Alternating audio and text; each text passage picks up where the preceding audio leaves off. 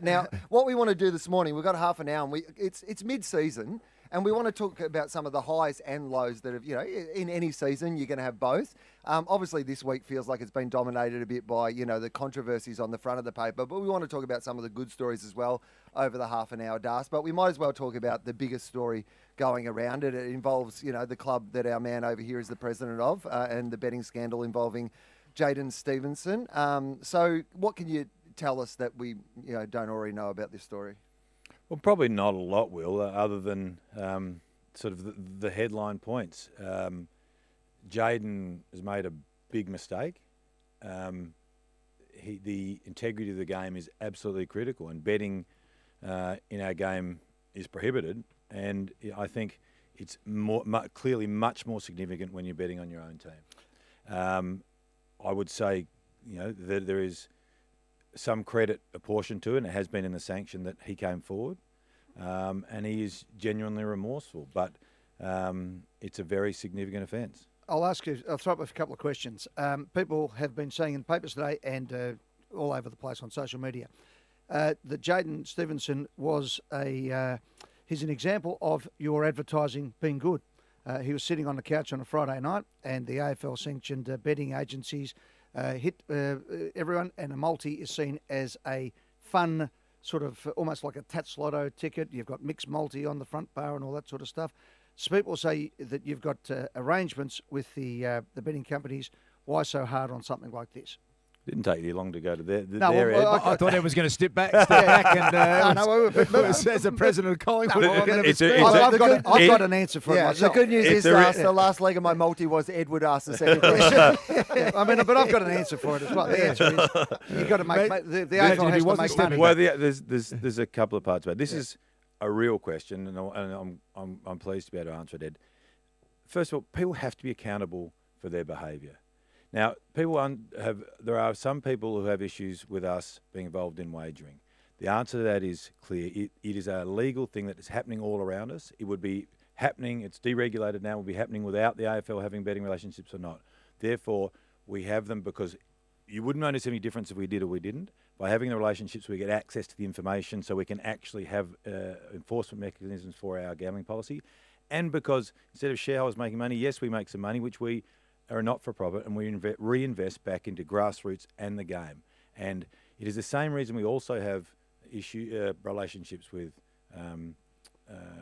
drinking companies, with fast food, with soft drink companies. There's a lot of people who have different challenges with different categories of the market, but we have them. We then hopefully have responsibilities to market in the way we go to market, the way we have those relationships. But these are different issues. The players are really clear about the gambling code, that they can't bet on games, and they have to take accountability for that. And conflating the two, I think, is wrong. The issue about the AFL having gambling relationships is a fair debate, but I think they're distinct. So I agree with your point there. I think that the AFL's job is to commercialise and bring the money into the game. The players get the money from the commercialisation of the game. That's how we pay the players. That's how the world turns. Part of what you do when you're an AFL footballer is if you get paid well, which you do, you can't bet. Simple as that. If I want to be the president of Collingwood, I can't bet. Full stop. That's it. And that should be where it starts and finishes as far as that's concerned. I think that's a fair point. Gil, was there a talk at some stage that a life ban is an option for someone who gets involved in betting on a game? Is that something that you and the Commission thought about in this case? Well, there's a framework, though, that the integrity team have got asked when they're looking at this, and I hope that over the coming weeks they'll put that out once this issue is settled. But if someone bet against their team winning, back the other team, and played in that game, I think you're in real strife. Yeah. Because it's pretty hard to work out how then you weren't actually running on your merits at all times. So I think you get into that realm of conversation, and then beyond that, clearly if someone's actually not trying and actually doing things to win a bet running against their opposition, then I think it's life, clearly. But I think you're really starting to get in that territory when you bet against your team. And there is that mitigation, Yeah. though, isn't there, between somebody who goes and bets big time on a result as opposed to part of a multi. But I think the point being is it was strong yesterday to show don't do it at all. There's escalations. I think there's a difference is if you play in the game as opposed to not. So your participation is a big differentiator. And it starts if you're not playing. If you just had a bet on a game, I think that's a low level offence. If you then bet on your team, even though you weren't playing, it's worse. But and you escalate up to at the other end when you're betting against your team and you're playing. You got a big issue. Gil, we want to change direction and get to some other stuff, but I just want to ask one more thing on the betting, if I may, because this comes hot on the heels of some press around the idea that AFL players might be involved in bigger gambling debts, not necessarily related to football, but bigger gambling debts. Do you think there is an issue around gambling and AFL football players at the moment? I think there's issues with our playing group regarding their outlets, full stop. Now, whether that's drinking, whether that's gambling or others, they all are related to the biggest issue in our game, which is mental health. We're working very hard with the players on all of the areas. So I know there are players with gambling challenges. They get a lot of education, they're getting a lot of help. There's players with other different issues, and I think they're in a bundle, Will, which sits under the umbrella of mental health, and we're working very closely with the Players Association, with our clubs, on getting the policy right. Gil, can I put this to you, that now that this is done, so Collingwood's out of it and all the rest of it, and just following on from what you've just said there, would it be something that as an industry, the clubs and the AFL come together and we have an amnesty for players who have got gambling problems at the moment? Because if you are a player today who might have a few issues with gambling and you pick up the paper and you see a clean skin who's had a multi for $30, who's been clobbered, rightly so, but been clobbered, who's self-reported, the worry is that, and you and I have discussed this, is that it'll drive it underground.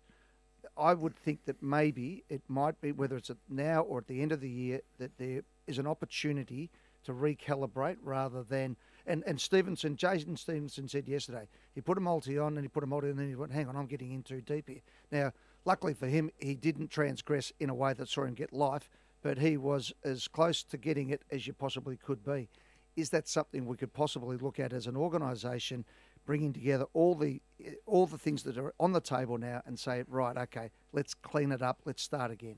Well, I think there's two issues there, Ed. You're talking about people with gambling problems, and then you're talking about an amnesty for players betting on the AFL games.